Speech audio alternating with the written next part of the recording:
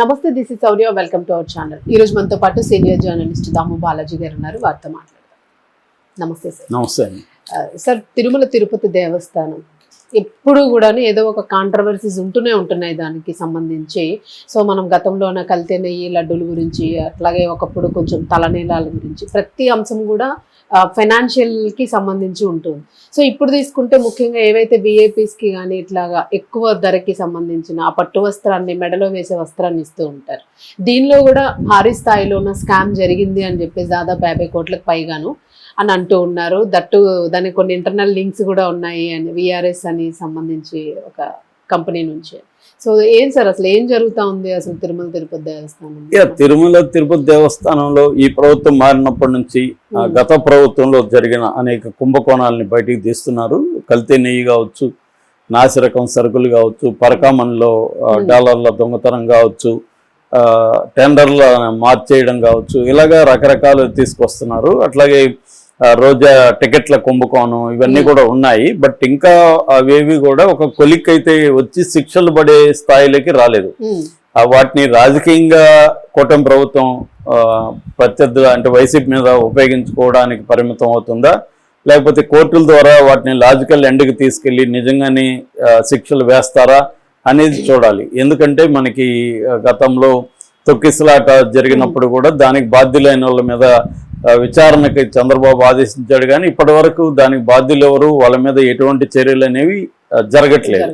అంటే ప్రతి ప్రభుత్వం వచ్చినప్పుడు ప్రత్యర్థుల మీద వాళ్ళని ఇబ్బందులు పెట్టడానికి ఈ కుంభకోణాలని బయటికి తీసి వాడుకోవడం కనబడుతుంది. కానీ అక్కడైనా తెలంగాణలో అయినా ఎక్కడైనా వాటిని లాజికల్ ఎండ్కి తీసుకెళ్ళి నిజంగా నేరం చేసిన లేకపోతే అవినీతికి పాల్పడిన వాళ్ళని పనిష్ చేయడం అనేది మనకి ఈ మధ్యకాలంలో కనబడలేదు. ఒక జగన్ కేసు తీసుకుంటే 12 ఏళ్లుగా అతను బెయిల్ మీద ఉన్నాడు.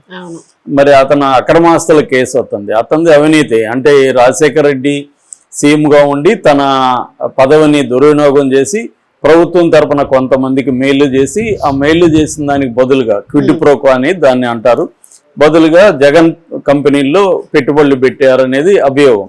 అది 12 ఏళ్ళుగా ఇప్పటికి కూడా ప్రూవ్ కాలేదు. ఒక పక్కేమో సుప్రీంకోర్టు హత్య కేసుల కంటే కూడా ఆర్థిక నేరాలని స్పీడ్గా చేయమని చెప్పింది. ఎందుకంటే హత్య కేసులన్నా హత్యలన్నా ఒక్కొక్కసారి ఆవేశంలో చేస్తారు, ఆర్థిక నేరాలు ఆవేశం ఏమి ఉండదు, ప్లాన్డ్ గా చేస్తారు. అది పబ్లిక్ మనీ కాబట్టి దాన్ని ఎక్కువగా సీరియస్ గా తీసుకోండి సుప్రీంకోర్టు చెప్పినా కూడా మనకి ఇక్కడ ఏంటంటే ప్రతిదీ రాజకీయాలతో లింక్ అయిపోయింది. నేరం అనేది రాజకీయాలకు సంబంధం లేకుండా కోర్టులు కానీ లేకపోతే లీగల్ సిస్టమ్ కానీ చూసే పరిస్థితి లేదు ఇండియాలో. ప్రతిదీ రాజకీయాలకు అనుకూలంగానే ఆ కేసుని ఎట్లా ఉపయోగించుకోవాలనేది ఉంటుంది తప్ప ఆ కేసుని ముందుకు తీసుకెళ్లడం అనేది జరగదు. ఇప్పుడు వివేకానంద రెడ్డి హత్య కేసు 7 ఏళ్ళు అవుతుంది, మార్చి 19 నాటికి. కానీ ఇప్పటికి కూడా 7 ఏళ్ళు అవునా కూడా దాన్ని మళ్ళీ ఇప్పుడు విచారణ కొనసాగించాలని నిన్న సిబిఐ కోర్టు చెప్పింది. ఇదెంత హాస్యాస్పదం. 7 ఏళ్ల తర్వాత కూడా ఇంకా ఇప్పుడు మీరు విచారణ, ఇప్పుడు మళ్ళీ విచారణ అంట. గత 3 ఏళ్లకు ముందే సుప్రీంకోర్టు డెడ్ లైన్ పెట్టింది, డెడ్ లైన్ 2 సార్లు పొడిగించింది.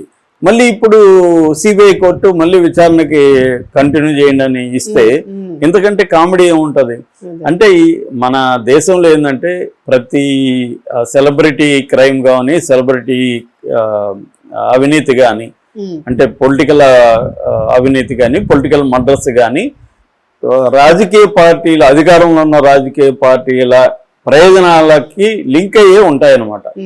సో సీరియస్గా దాన్ని చెయ్యరు. సో ఇది కూడా అలాంటిదే. అయితే ఇప్పుడు లేటెస్ట్గా ఇంకో కుంభకోణం బయటకు వచ్చింది. ఇదేంటంటే పట్టు వస్త్రాల కుంభకోణం. నేను చాలాసార్లు చెప్తుంటాను, నేనే కాదు హేతువాదులు చాలా మంది చెప్తుంటారు, అదే దేవుడు భక్తి మీకు చెప్తారు కానీ మీకు ఎవడికి భక్తి లేదు పోడలేదు, భక్తి కూడా మీకు వ్యాపారం అని. ఇక్కడ చూస్తే మనకు అదే ఉంది. నిజంగా దీంట్లో భక్తి ఉన్నోళ్లేగా వీళ్ళందరూ. మరి వీళ్ళు దేవుడికి సంబంధించిన సంపదను కానీ, దేవుడికి సంబంధించిన లడ్డుకు ప్రసాదం కానీ, దేవుడికి సంబంధించిన పట్టు వస్త్రాలు కానీ వీళ్ళెందుకు మరి అవినీతికి పాల్పడుతున్నారు? ఆ దేవుడు శిక్షిస్తాడనే భయం ఉంటే వీళ్ళకి దేవుడి దగ్గర ఇలాంటివి చేయకూడదు కదా, కానీ ఎందుకు చేస్తున్నారు అంటే వీళ్ళకి కూడా భక్తి ఏమి లేదు. భక్తి అనేది చెప్పుకుంటారు అంతే, భక్తి భయం రెండు లేదు. భక్తి లేదు, భయం లేదు, వ్యవస్థల మీద నమ్మకం లేదు, ఏమీ లేదనమాట వీళ్ళకి. సో ఇప్పుడు ఇదేం జరిగిందంటే మామూలుగా పట్టు వస్త్రాలు అనేవి తిరుమలలో ఉపయోగిస్తారు. ప్రధానంగా దేవుడికి ఉపయోగిస్తారు. వివిఐపీలకి వేద ఆశీర్వచనం దానికి ఉపయోగిస్తారు. అలాగే కొంతమంది దాతలు ఉంటారు, వాళ్ళని సన్మానానికి కూడా ఈ పట్టు వస్త్రాలను వాడడం అనేది జరుగుతుంది. అలాగా వీళ్ళు గతంలో 15,000 పట్టు వస్త్రాలకి నగిరిలో ఉండే ఒక కంపెనీకి వీళ్ళు టెండర్ ఇచ్చారు అన్నమాట.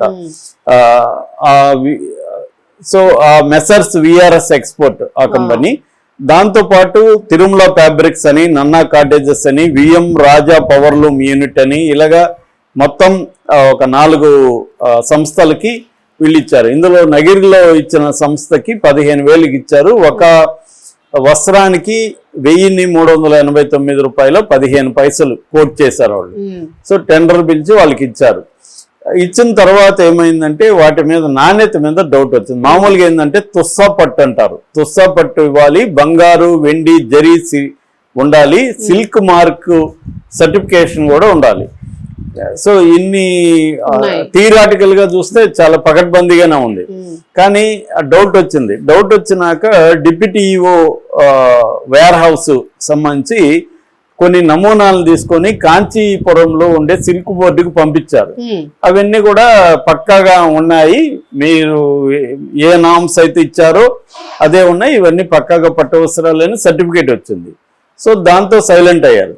మళ్ళీ ఇప్పుడు ఈ ప్రభుత్వం ఏర్పడి కూడా 2 ఏళ్ళు అయిపోతుంది, 18 నెలలు దాటిపోయింది. ఇప్పుడు మళ్ళీ వీళ్ళకి అనుమానాలు వచ్చాయి. అనుమానాలు వచ్చి వీళ్ళు ఏం చేశారంటే వాటిలో నుంచే ఇప్పుడు దాని ఏమంటారు, తిరుపతిలో గోడౌన్ ఉంటుంది, అట్లాగే తిరుమలలో వైభవోత్సవ మండపంలో కొన్ని ఉంటాయన్నమాట. ఈ రెండిట్లో నమూనాలు సేకరించి ఈసారి బెంగళూరులో ఉండే సిల్క్ బోర్డు, ధర్మవరంలో ఉండే సిల్క్ బోర్డుకి పంపించారు, మార్చారు ఇప్పుడు. అయితే ఇప్పుడు ఏమని రిజల్ట్ వచ్చిందంటే అసలు ఇది పట్టే కాదు, ఇది కంప్లీట్ గా 100% పాలిస్టర్ అని వచ్చింది. ఏమండి అర్థం కాదు మనకి, కామన్ పీపుల్ కి 100% మామూలుగా మనకి చీరలు కొనే మీకు తెలుసుంటాయి, చెప్పేస్తారు కదా, వెళ్ళి షాప్లోకి వెళ్ళి ఎవడన్నా మీకు పాలిస్టర్ చూపించి ఇది పట్టు మేడం అంటే మీరు గమ్మంటారా, వాడిని ముఖం మీద కొడతారు కదా, ఏమైనా నువ్వు ఇది పట్టు అంటావేంటి, పాలిస్టర్ కదా అని అనలేరా అంటే, రెగ్యులర్ గా బట్టలు కొని ఎవరికైనా బేసిక్ నాలెడ్జ్ పాలిస్టరా పట్ట తెలీదా, 100% పాలిస్టర్ అంట. పైగా 100% పాలిస్టర్ వస్త్రాన్ని వీళ్ళు పట్టు వస్త్రాలలాగా ఆ ప్రభుత్వంలోనూ జరిగింది, ఈ ప్రభుత్వం కూడా 18 నెలలు ఏం చేస్తున్నారు అంటే క్లియర్ గా ఇది తెలిసి అందరూ వదిలేస్తున్నారా? కప్పుకునేవాడికి తెలుస్తుందిగా ఇది పట్టా కాదనేది, అందరికీ తెలుసు కదా. అంటే మరి ఎలా జరుగుతుంది ఈ కుంభకోణం? ఇది కూడా ఇప్పటి వరకు చెప్తున్నది ఏమంటే 80 నుంచి 90 కోట్ల కుంభకోణం అంటున్నారు. ఓన్లీ ఈ నగిరిది మాత్రమే 54,95 లక్షల కుంభకోణం అంట. అంటే దాదాపు 55 కోట్ల కుంభకోణం ఒక్క సంస్థదే. మొత్తం కలిపితే ఒక 90 కోట్ల కుంభకోణం దీంట్లో జరిగిందని చెప్తున్నారు. అంటే దేవుడికి సంబంధించిన ప్రతి దాంట్లో కూడా వస్తువులు కొనుగోలు కానీ, ప్రసాదం దగ్గర నుంచి దేవుడి మీద లేదు. భక్తులు పాపం భక్తులు ఎన్నెన్నో కష్టాలు పడి నమ్మకంతో వెళ్తారు. వాళ్ళకి ఇటువంటి మోసం జరిగితే తాము అక్కడ దైవ ప్రసాదం అని చెప్పి దానికి కొట్టుకొని, ఆ మధ్య కూడా ఆమె శివజ్యోతిని కూడా ఇచ్చేశారు. ఆమె ప్రసాదం కోసం ఎంత కొట్లాడుతున్నానని చెప్పింది. సో అంత కొట్లాడి అంతసేపు వెయిట్ చేసి ఆ ప్రసాదాన్ని కళ్ళకద్దుకొని తిని దాన్ని ఇంకెవరెవరికో పంపించి అయ్యో దేవుడు ప్రసాదం వచ్చిందని చేస్తుంటే అది కల్తీ నెయ్యి అంటే ఎలా ఉంటది? అలాగే పట్టు వస్త్రం పాపం ఎక్కడెక్కడి నుంచో దాతలు ఎంతో చేస్తారు. దాతలకు సన్మానం చేయడానికి ఒక మంచి పట్టు వస్త్రం మామూలు వాళ్ళే పట్టు వస్త్రం అదే 1000 రూపాయలు అండి. అది క్లాత్ సన్నగా దాన్ని కూడా అదే వీళ్ళు ఇచ్చిన దాని ప్రకారమే 1,300 రూపాయలు కదా, 1,389 రూపాయలు ఒకటి.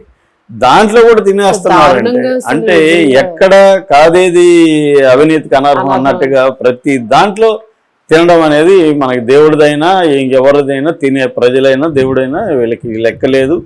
మరి వీళ్ళ భక్తిని మాట్లాడితే భక్తితో ఊగిపోతుంటారు, దేవస్థానం చుట్టూనే ఉంటారు, వివిఐపీలు ఉంటారు. మరి వివిఐపీలు ఎవరు చెప్పలేదా ఇన్నేళ్లలో? అరే మీరు మాకు గప్పుతున్న ఇది పట్టు కాదురా బాబు అని వాళ్ళు చెప్పలేదా? మరి వీళ్ళు చేయలేదా అనేది తెలియదు. సో ఇప్పుడైతే బిఆర్ నాయుడు నిన్న ఎక్స్ లో ఒకటి ట్వీట్ చేశాడు, 2019 నుంచి 2025 వరకు 54,90 95 లక్షలు కుంభకోణం జరిగినట్టుగా మాకు వచ్చిందని దీని మీద ఏసీబీని అయితే ఇప్పుడు పెట్టారు.